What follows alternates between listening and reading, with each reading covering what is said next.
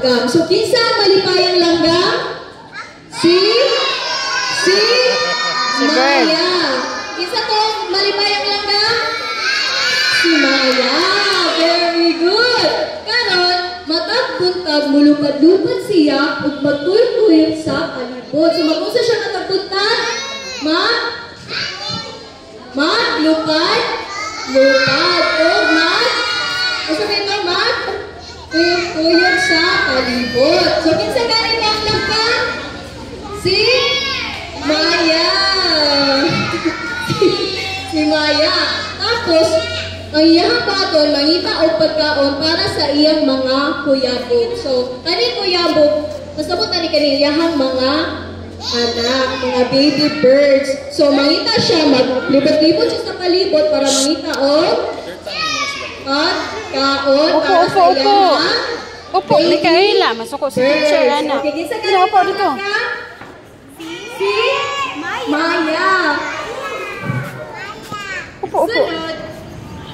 Siya. Asa ba ako makapangita og pagkaon karon? Ingon si Maya. Samtang nagalupad ibabaw sa mga kahoy.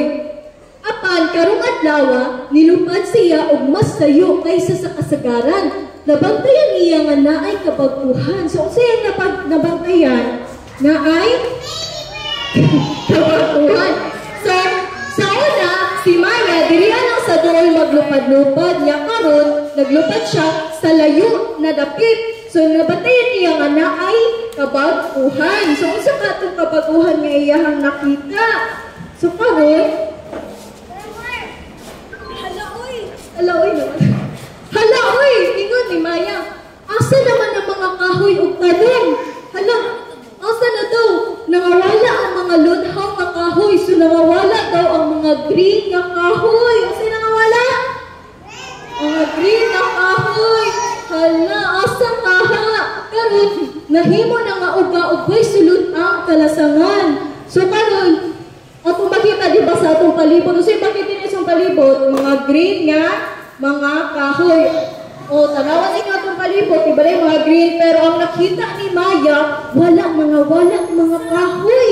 Hala, asa kaha? Unya, nidali siya tupa sa sanga sa usa ka kahoy. Aha siya nidali og tupa? Sa sanga sa kahoy. Unya, di ka na niya pag-ayong palibot. Niya nalumis niya sa iyang nakita. So kamo, kung tayo wala na ng mga green dira sa atong palibot, tanawan ninyo mga bata ka ng mga green dira. Kung wala na siya dira sa inyo hang makuan, maluoy mo sa ato ang palibot.